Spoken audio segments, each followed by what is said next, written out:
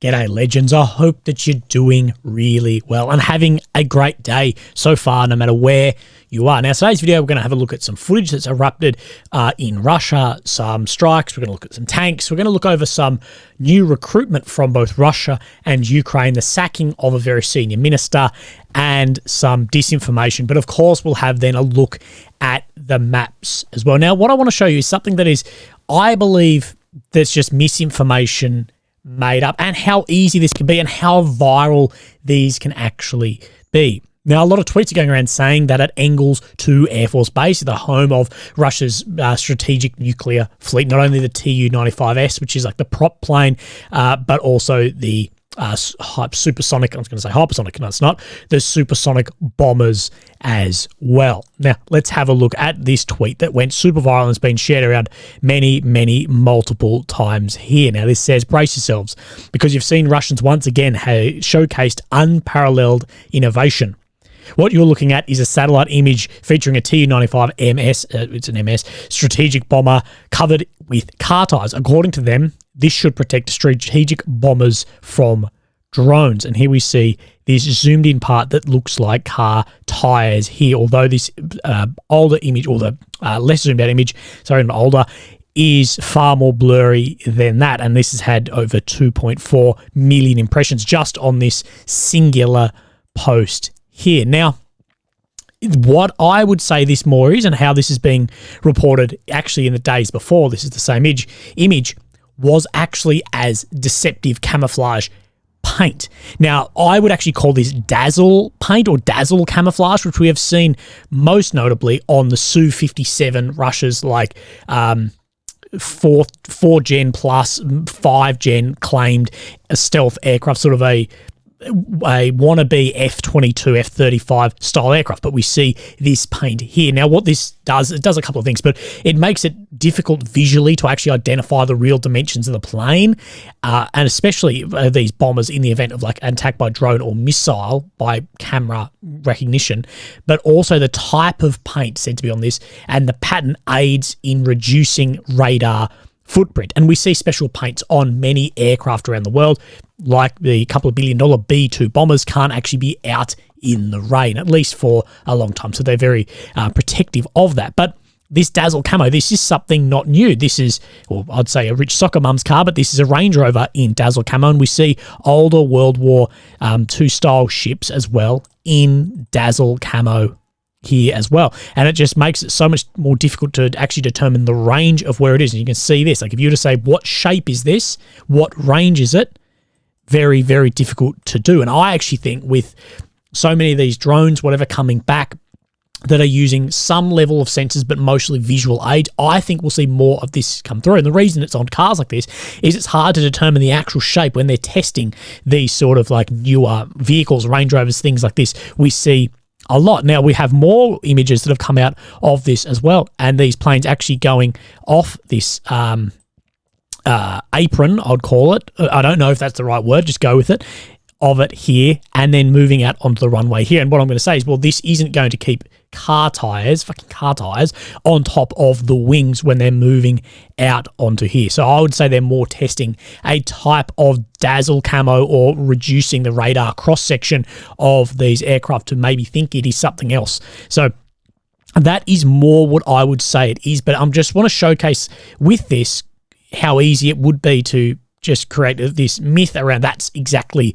what it is. But from these images, I would say that is more a trial of that paint or a dazzle style, because we've seen many Russian aircraft with this type of reduction in size paint and radar cross section. So we're going to have a look over some other little bits and pieces too. Now, we haven't talked about the Turkish Bayraktar drone. Really hasn't been seen much recently in Ukraine. We've seen a number of them taken down, and it just seemed like they'd sort of fallen out of favour. Maybe they're being too easily counteracted by air defence, EW, whatever. But we do have this video here said to be in the northern Black Sea and striking and targeting a Russian patrol boat from here, unloading goods with soldiers there. I can't show it, but it will be on my Telegram. Now, we also have up in Buryatia, which is in Russia, we have a massive fight has broken out, where it's said that 40 locals are in a shootout with authorities in an illegal jade trading mining business that they then plan to sell onto China. And authorities have said that they have detained 27 people. So this video as well will be on my Telegram. I can't show it, but there's some very interesting shooting going on behind your mates, people getting your arcs. Very interesting from here. But this is this region right here. So above them, Mongolia, of course, we see China down here, and the borders shared with China and Russia around to the northeast. And right in between, of course, then Kazakhstan and Mongolia. Hello, Borat. Anyway, there's also been video released of Ukrainian soldiers talking about the Challenger 2 tank. Now, we haven't seen any Challenger 2s killed in Ukraine, and we haven't really seen any confirmed footage of them on the front line. We've looked over footage of them that look like they've been heavily used like this. You know, they're dirty, they've got dents in them, you know, typically what you'd see from a vehicle being used, but not like visually confirmed from a drone, whatever, like shooting going out from there. So let's look over this video.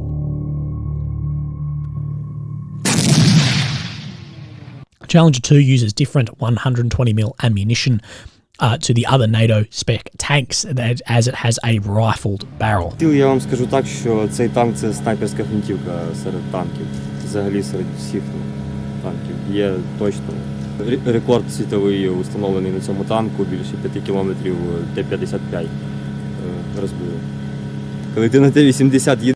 So, saying that they have set records killing other Russian tanks too. Ти не знаєш, чи ти зробиш хоч один постріл, тому що НЗ заклинить, чи там ще щось, чи там датчик якийсь не спрацює. І ну, ти просто такий, чи залякаєш підрів звуком двигуна, то це чуть-чуть не ті почуття. Його перевага в тому, що він далекобійний, він дуже точний, то це машина, яка має виїжджати на далеку відстань і працювати тільки по техніці. Тут, тобто, немає так, як у наших танках, що вони предназначені для піхоти, що є осколочно-фугасний там з розрядом осколків, що піхота вся в ужасі. Тут ні, ці танки робились на протидію совєтам і просто техніку. So, like he says here, these tanks were made to counter the Soviets. In the militaries, we have a thing of we're not training for a war, we're training for the war. So, say when we're in like the Middle East, that wasn't the war. That's not why these weapons were developed. Were they very good there?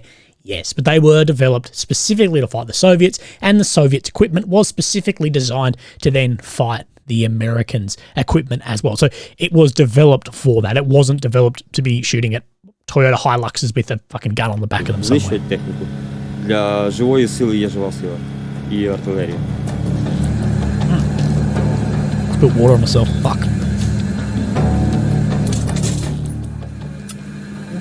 Тому що танк це дуже великий. So unlike a Soviet tank, this is a manually loaded tank, not an auto loader like we see on T-series tanks. Особливо такий танк. Якщо це взяти, один танк дуже багато чого коштує, особливо якщо взяти наші умови, коли піхота бачить, що ти їдеш на танчику, вона, там патронів не буде, вона довольно вибіжить з окопа і піде ззаду за тобою, просто добивати їх ногами. А такі танки, то це взагалі, хто не йде, хто не бачить, всі вау. Що це таке? Нічого собі. Я їздив на Т-64, на Т-72 і на Т-80. На Т-80 воював. До одної попитки тільки попаде по тобі і все. Те шансів багато немає. Відразу БК спрацьовує і ти летиш на повітря, грає десь по полях. А на цьому танчику, скажімо так, БК розположено так, що може витримати декілька попадань, якщо навіть проб'є, то не факт, що попаде в БК і воно не здетонує. Тут все для людей. Що в нас танчику щось ти поки зробиш, то це дійсно до болта поки добратися, це тебе півдня уйде. Якийсь ключ перепилять, зварить, підтисати, щоб туди долізти, по-другому ніяк. Це зроблено для людей. Ще декілька рот нам би Україну, то було б доволі таки непогано. Я думаю, що... So, of course, they're calling for more of the Charlie 2s to be sent. Їхні танки боялись би виїжджати. Дуже боялись би. Працювали максимум закритих би там на відстані 7-8 кілометрів навісом, і то не завжди. Щоб була дуже хороша розвідка і набить багато підерських. Щоб все було, чітко, щоб де міни, тобто де підерська мішка виїхав, клоц. Тобто цим танчиком можна так дійсно працювати. Просто скажімо так, блуждаючий танчик, і він буде робити нічого собі. Ну, тобто один, звісно, ні, тому що одним не можна, два і в парі. І якщо його правильно використовувати, це буде просто, не знаю, смерть для них і все. So comparing the T-series tank to the modern British Charlie-style tank there as well. And we know that those tanks were developed specifically for that, and that the Challenger 2 is a very good tank and has seen service in other areas in the world, but the most amount of service will be seen against near-peer combatants will be in Ukraine, and a lot of eyes will be looking in to see how those actually perform then on the front lines. Now, Mikhailo Podolyak, of course, the spokesman for President Zelensky, has said this: the offensive in the minority, defying the cannons and book strategies without air dominance, without large-scale demining systems, in a small assault groups, overcoming tens of kilometres of traps, engineering fortifications, trenches, firing points, minefields. Nevertheless, our troops are persistently, effectively, and successfully moving forward, liberating their territories contaminated with Russian mines, finally destroying the myth of Russia. Of course, the myth of Russia being that Russia is an incredibly powerful country, sort of like the USA, which should be feared and returning hope for the indecisive world. Just watch history unfold. Just stop listening to the pessimists and the anonymous experts in Russian rappers. So saying that people are, basically Kremlin spokesmen on YouTube, Twitter, whatever from there. Just believe in our people. They are much stronger than you can imagine. Just keep your depression, doubts, and fatigue in check, because everything will definitely be brought to the final. So saying here that Ukraine will be successful in the end, and not to listen to people who are basically just Kremlin spokesmen there online as well. And this sort of comes with the other Ukrainian official being like, shut up about the offensives and criticising the offensives from there. So we spoke yesterday about some of the casualty figures being released by the opposing sides, that they're most likely very inflated. But what we do know is that this war has had a huge toll on the population, and this on an already declining populations in both Russia and Ukraine will have an effect there for decades. Now, both countries have mobilised soldiers, and today we're actually going to go over some news of further mobilisations and recruitments. So we'll start with Ukraine. Ukraine is changing its health and fitness standards, as well as cancelling the postponement of mobilisation for students over 30 years old. And Russia is seeking to recruit from outside its territories. But we'll talk then about Ukraine first. So the Kyiv Independent has then put up this article here, titled Defence Ministry amends rules exempting Ukrainians from mobilisation on health grounds.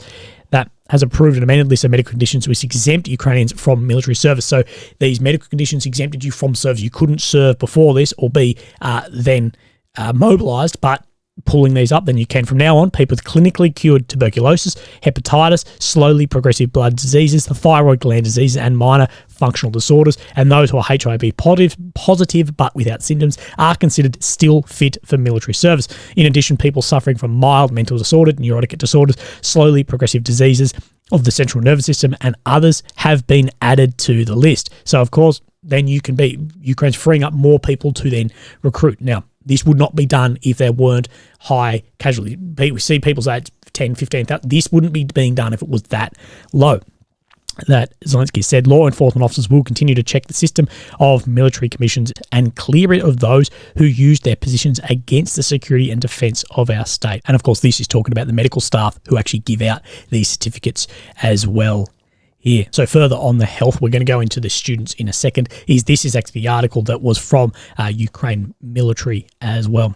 There will be suitable for once the Ministry of Defence changed this. So the Ministry of Defence approved a schedule of diseases, including to which fitness for military service has assessed and regulated the service of those with limited fitness. Changes to the regulations on military medical examination in the Armed Forces Order of the Ministry of Defence 402 were made by the Order of the Ministry of Defence 490, dated 18 August 23, and entered in force August the 25th. It is worth noting on the same day, other changes introduced by Order 456, which provide for the simplification of requirements for service in the Special Forces and the Marine Corps in a special period, came into force. of course, the schedule of diseases for assessing the fitness of military personnel has been completely updated. The procedure for determining the place of service and those with limited fitness has been detailed. The procedure adopting a resolution of the military police on the causal relationship of illness, injury, wounds, contusions, mutilations with military service and the protection of the motherland has been clarified. In particular, the list of documents has been clarified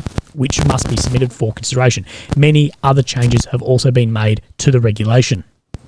As for those with limited fitness, from now on simultaneously with the resolution of limited fitness for military service, the VLK must adopt a resolution on the fitness of a serviceman for service in a specific military specialty. In the event the serviceman is deemed unfit for service in the military specialty, the unit commander, before transferring a serviceman to another position, may send him to the VLK to determine his suitability for service in a new military specialty. So using these guys in other places, like you're missing a leg, well, can you do this on a computer over here? Now that's a dumb example of that, but along those lines. Now as well, down the same lines of freeing up more people to then recruit, that's 60,000 men. So People's Deputy and Representative of the President of Parliament, this bloke, registered a bill that cancels the postponement of mobilisation for students over 30 years of age who obtain a non-consecutive higher education or a second or more. As we know, if you had 2 or more education over 30 years of age, you're in further education. You couldn't then be mobilised, recruited then to fight in this war. So what he's actually said, I received information from the Ministry of Education and Science as of 2019 to 2021, so before the war, there were 40,000 students aged 25 plus. In 2022, when the full-scale war began, there were 106,000 such students 25 plus. This year, the numbers were also approaching 100,000.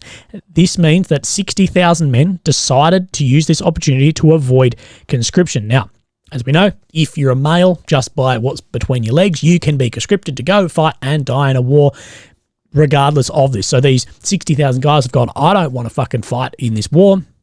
I'm going to do this to get out of it, sign up student higher education, and of course can be pulled to then be recruited. That's why I registered the draft law proposed that a person who receives an education that is not consistent, those who entered the second, third, fourth education after 30 years cannot use such right to postponement, explaining here that sometimes men of draft age enter a lower educational level than they had, for example, vocational technical education with an existing higher education and a different speciality. At the same time, the People's Deputy admits that if the draft law is adopted, this norm will apply not only to those who will start studying in the next academic year, but also those who started in 22-23. So if you started 2 years ago in 22, this to dodge the draft, or you just started education, then you can then be called up that this law will still apply to yourself.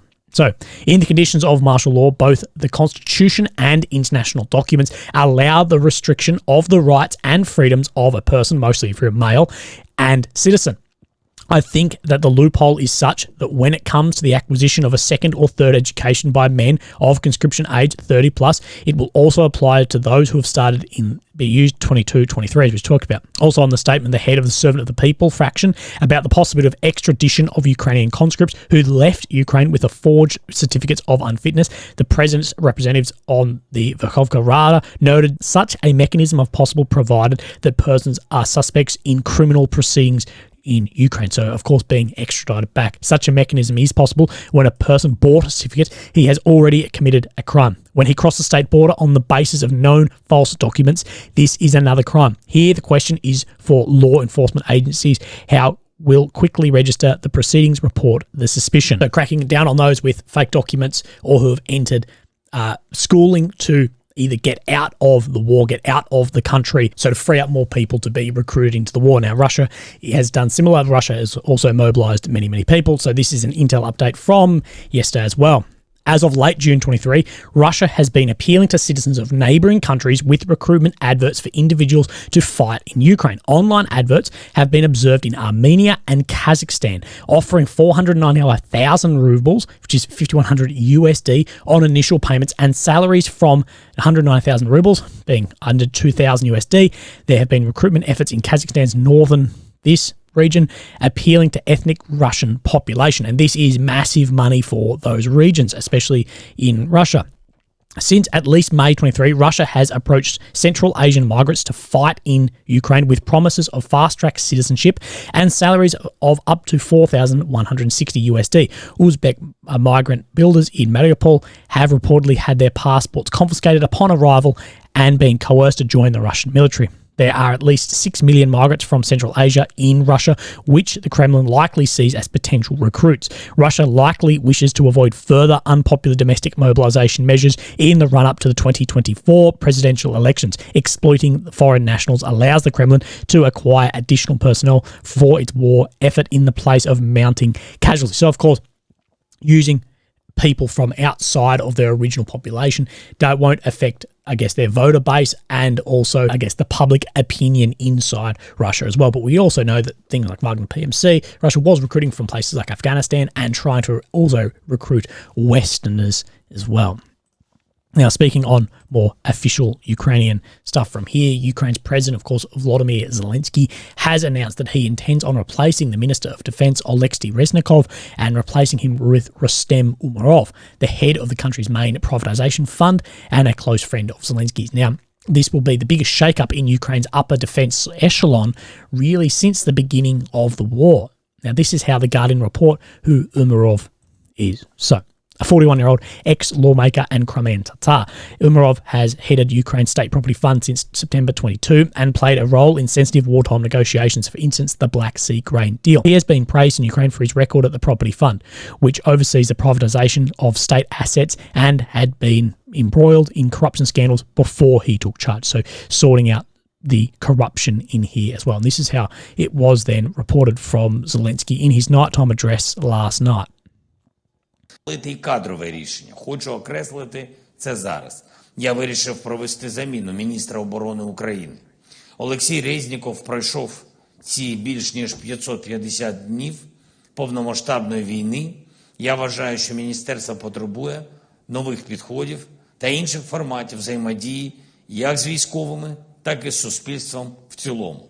Зараз очолити міністерство має Рустем Умеров. Верховна Рада України добре знає цю людину, і пан Умеров не потребує додаткових представлень. Очікую від парламенту підтримки цієї кандидатури. Осінь – час для посилення. Слава Україні! So, speaking there, that basically getting new eyes in there. Now, why is Reznikov being sacked? Well, the cold weather gear scandal is what's being most heavily reported by the media for the dismissal of Reznikov. But I just think there's bound to be more than that. If it was that was then the case, surely we would have seen this change many months ago. This happened a while back. Now, leading some to report, Oleksiy Reznikov, who some advisors to Zelensky believe he has got too close with Western defense officials and their opinions regarding what is best for the Ukrainian armed forces, saying he got too close to them and was listening almost too much to those Western officials from there. And that's somewhat ties into what Zelensky has said here, being, I believe the ministry needs new approaches and other formats of interaction there. So that is just speculation, but that is what I've seen most people speculating then about. Right, so let's have a look over the maps, and War Mapper is back from his time off, so welcome back. So of course we have Ukraine in the centre, the capital of Kyiv, the red areas being occupied since 22 and the purple since 14. We've got Russia, Belarus, Poland and Romania, Moldova around here. Of course, this is the Black Sea. Now, we haven't really seen that many changes on the maps, but we have seen some, so we will go over them. Now, I wanted to start with War Mapper has released some of this. Over the month of August, Ukraine has successfully reclaimed approximately 35 square kilometres from the Russian forces. This means that Russia currently occupies a total of 17.49% of Ukraine. The first chart illustrates in which direction of control has shifted each month of the war. So, of course, we're looking at here, the orange is Russia, the yellow is Ukraine. So we see Ukraine gains, Russian gains. So in the first months, Feb, March, it was all Russian gains. In April, a lot more Ukrainian gains, and then it goes back and forward in small parcels for the next 4 months, September, October, November. Late last year, we saw Ukraine, of course, Kharkiv, Kherson offensives made a lot of ground, and this year has been very, very slow here.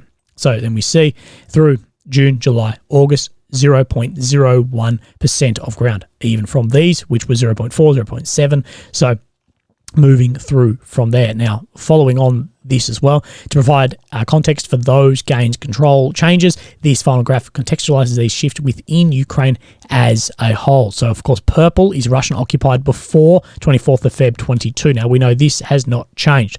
Russian occupied after the beginning of this invasion and what is now controlled by Ukraine. So, purple won't change. This is being controlled. That's Donetsk, Luhansk, Crimea. But we see Feb, March, Russia make a lot more land here. And then as of November last year, it really hasn't changed too much here. But we do see a slight shift down towards the end here. As we know, the counteroffensive has started in June and has made some gains through there too. Now, I want to look over a few things we have actually seen hit that's in some interesting areas. Now, we have seen this video here of Ukraine hitting Russian positions in Marfapil near Huliopol as well. Now, I can't show this video. It will be, whoa, fucking, where have I gone? Can't show this video. It will be then on the Telegram, but it has been geolocated from this. And of course, the geolocation then is here. Now, this is what I want to look at, some of the maps. Of course, this map where it is geolocated from doesn't show that this is actually within the Russian front line. So the Huliopol, Marfapil in the Zap Oblast. So this is why it's very important to have things then like your geolocation. So Huliopol is down in here. So we have Marfapil, Huliopol. Now I'm just going to show you where this is because Deep State map actually does show that this is where the Russian line grey zone actually is. So Marfapil. Now let's bring up this map here. Sorry, I'm a computer idiot. So it is right on the corner where these two paddocks meet around the corner here. So it's right on this corner. So that is really the most forward position there. And of course, the grey zone. So, but this is why we actually like geolocations of things because, for instance, this map doesn't then show that. Now, we have seen some movements both of Ukraine and Russia. So we haven't seen any movement in the south of the country. We just haven't seen that on either the daily Ukraine map update or the Deep State map. But what has some other maps then said? So where we're going to talk about first is actually in Mariinka, where we haven't really talked about for a long time. Let me go on to the defaults. It's easy to look at. Now, Mariinka, we know the Chechens are fighting here. There's a lot going on. This is basically just flattened through here. Russia was making a lot of ground, you know, around the same time of Bakhmut, but that has just completely stalled out, and that this is just a massive flattened war zone that used to be a town there. But we do have then this from ISW that Russia has made some ground in the center of Mariinka here, where this green green circle is as well. So there is some ground to be said that is made there as well. Now, where we are going to move next is actually up into Bakhmut, where we have seen some changes over the past 24 hours. And I believe the only change we see on then the Deep State map. So coming to Klishkivka here and Rivka, so the south of Bakhmut, we see this change here. So of course, Ukraine making more ground into the north of Klishkivka and to the south of Bakhmut. Now, so Opotny is and Klishkivka here. Now, what we do want to line up is we have seen an important bridge taken out here by the Ukrainians that the Russians are using. So we see a strike here on a bridge. Now, this is the bridge. This is the temporary bridge here that they've made. This is the old one that has been blown up, and two destroyed Russian vehicles on said bridge. Now, let's actually have a look at exactly where this is. Now, we actually have this geolocated to here. So we see Klishkivka or Pitny. Now, what we're going to look is where this water meets and where it crosses then the road. So let's have a look here. Water meets, crosses the road. So just here is where the bridge is. That has been taken out. That is said to be very important for supplying the Russian troops across here. And we can see then that gain there. Let's have a look at what the other maps are saying in the same area. So the ISW is showing the pretty much exact same. So this is Klishkivka, but is showing a push through the center there, but isn't showing, I believe, the same amount of push that Deep State is showing. So this is this reservoir here. This is the same reservoir that leads to the water we were talking about. And this on the ISW is said to still be under Russian control, where this is where we're seeing that main push in. So of course these maps are close, but not exactly the same. Now, To the south of Klishkivka, of course, is Andrivka. Now, ISW has also said there has been gains made, very small gains to the south of Andrivka in here, just this small little bit down here, which isn't being shown on the map. This whole area is similar-ish, but as you can see, that Andrivka on the deep state shows that it's just Andrivka. It doesn't actually have this sort of western push out come down to here. So we're talking in and around this area here, which just isn't shown. So we see this dotted border, which is this dotted border, and it's somewhere in around here. So again, very hard to line up exactly what is actually happening there. But in Andrivka and Klishkivka as well, this is from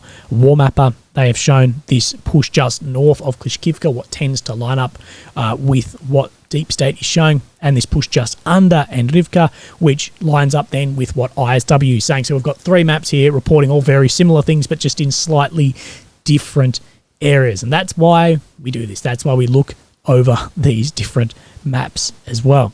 So let's have a look then on the daily Ukraine map update and see if there's any change in this area. I don't believe that there is. We did see this push down to the north of Klishkivka a few days ago from the Russians, but that isn't reported on any other maps, and no, we're not seeing any changes there. So if we pick up from Bakhmut, we just move up to the north into the Svatov sort of area, front line near Novohorivka here. We do see that there was some small change there, and we did see Russia get some ground over the last 48 hours, and then the last 24, Russia lose some, Ukraine gain some, pushing the Russians back into this block of trees there. And we do know there's a lot of fighting around this area, and this is, of course, then being emulated then across the daily Ukraine map update here. We see just here this, but it doesn't show that then push back in. Now, if we continue to move further north from here, we have Novoselivsky here. Now, we don't see any change here near Kuzmivka, but the ISW is saying that then the Ukrainians had an advance in this area. So just to the south of Novoselivsky here, just in here, we did see an advancement there, but isn't being shown. The war mapper is saying that there's a lot more grey zone in here than the deep state is saying on Ukrainian control. But up and down the rest of the map, there is no real change on any of the maps. There are some other map pages that have said we haven't really seen any notable changes at all and haven't released maps for today. But legends, that is it for today. I hope you have enjoyed this. If you'd like to support me, links down below. Otherwise, look after yourselves. I hope you're having a great Monday. I'll see you tomorrow. Thank you. Bye-bye.